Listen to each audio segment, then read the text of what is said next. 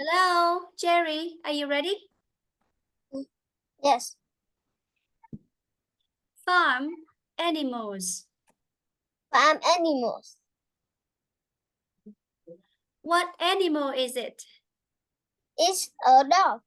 Okay. What animal is it? It's a cat. Okay. What animal is it? It's a pig. Pig. Pig. Yeah. What animal is it? It's cow. It's a cow.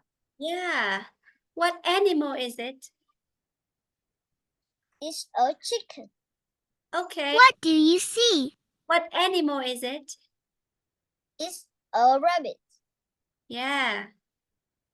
What animal is it? Con còn chưa lót được. Mm-hmm. It's a sheep. Okay.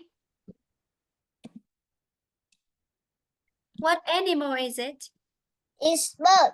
It's a bird. Good. What do you see? And what do... It's a goat. Yeah, a goat. What do you see? It's a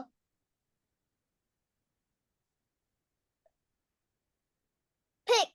Yeah, that's right. What do you see? Next one, Jerry. What animal? It's a duck. Yeah. Good, Jerry.